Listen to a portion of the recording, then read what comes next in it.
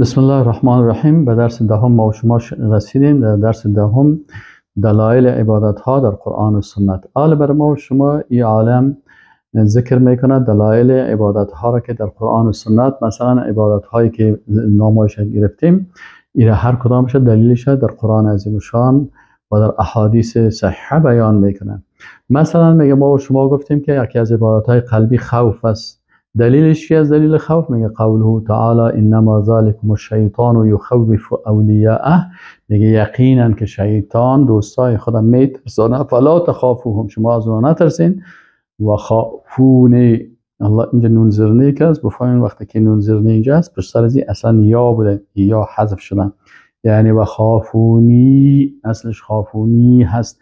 یعنی الله متعال میگه از ما بترسین ان کنتم مؤمنین، اگر شما مؤمن هستین. پس خوفی که امرای محبت، امرای رجا، امیدواری در قلب انسان هست، این خوف چی میگن؟ خوف توحیدی میگن که این عبادت قلبی است که مخصوص الله هست. و رجا، ما و شما گفتیم رجا هم یکی از عبادت های قلبی است که انسان امیدوار می باشه به الله سبحانه و تعالی. دلیل رجا چی هست؟ و دلیل رجا میگه دلیل امیدواری قوله تعالی، این آیت شریف است، این سخن الله سبحانه و تعالی هست. قل انما انا بشر مثلكم یوحى الی. بگوی رسول الله صلی الله علیه و سلم من بشر هستم مثل شما، لکن به ما وحی میشه انما الهکم اله واحد، معبود شما معبود یگانه هست که الله هست. فمن کان یرجو لقاء ربه، اینجا یرجو آمده است. پس هر کسی که امیدوار ملاقات پروردگار خود باشد، فلیعمل عملا صالحا، باید اعمال صالحه بکنه، ولا یشرک، و شریک نسازه در عبادت الله کسی را، ولا یشرک فی عبادت ربه احدا، و کسی را در عبادت الله شریک نسازه. پس اینجا یرجو، این دلیل چی هست؟ دلیل رجا و امید داشتن هست.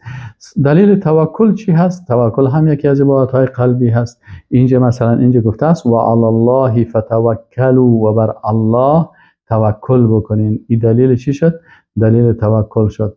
و دیگه آیت قرآن هم هست و من یتوکل علی الله فهو حسبه. هر کسی که به الله توکل کرد او برش کفایت میکنه. این دلیل توکل بیان کرد. دیگه چی هست؟ دلیل رغبت و رهبت و خشوع، که مثلا ما گفتیم که رغبت و رهبت و خشوع هم از عبادت های قلبی هست. انال رغبت یعنی علاقمندی قلبی به الله سبحانه و تعالی، و رهبت ترس از الله و امرای عمل انجام دادن، و خشوع که بسیار اما تو قلبت خاشع باشه که اعضای بدنت رو هم آرام بسازه. قد افلح المؤمنون الذين هم فی صلاتهم خاشعون. میگه دلایل از اینا چی هست؟ میگه دلایلش اینجا هست که فاستجبنا له، الله سبحانه تعالی میگه که و دعای زکریا علیه السلام قبول کردیم. فاستجبنا له و وهبنا له یحیی، یحیی را برش هبه دادیم، تحفه دادیم. الله سبحانه تعالی وهاب هست. و اصلحنا له زوجه انهم كانوا يسارعون في الخيرات. این اصل دلیل مثال اینجاست و یدعوننا رغبا و رهبا و كانوا خاشعین. این میگه که اینجا گفته که اینا دست دعا بلند میکردن یا طلب میکردن از ما، رغبا دلیل رغبت، رهبا دلیل رهبت، و کانوا خاشعین دلیل خشوع. این رو بیان کرد. و دیگه از عبادت‌های قلبی گفتیم خشیت است. این خشیت اینجا میگه که دلیل خشیت چی است؟ فلا تخشوهم واخشونی. پس شما از اونها نترسین و فقط از ما بترسین. این دلیل خشیت از سوره بقره آیت 50. و دلیل انابت که به الله منیب میباشی، رجوع به طرف الله میباشه. چی هست دلیلت؟ میگه این الله متعال در سوره زمر آیت 54 چی میگه؟ و انیبوا الی ربکم، به طرف پروردگارتان برگردید. این انابت هست. و اسلموا له. دلیل استعانت چی هست؟ میگه دلیل استعانت که هستن ایاک نعبد و ایاک نستعین. این دلیل چی هست؟ استعانت هست. دلیل استعاذه چی هست؟ میگه دلیل استعاذه قل اعوذ برب الفلق، قل اعوذ برب الناس. این دلیل چی هست؟ این دلیل استعاذه هست. دلیل استغاثه میگه چی هست؟ استغاثه مثلا ما گفتیم که دعا کردن در حالت چی؟ در حالت سختی. و اذ تستغیثون ربکم فاستجاب لکم، وقتی که شما در غزوه بدر استغاثه به الله میکردین، الله اجابت کرد همین دعای شما را که در حالت سختی بود. دلیل ذبح چی هست؟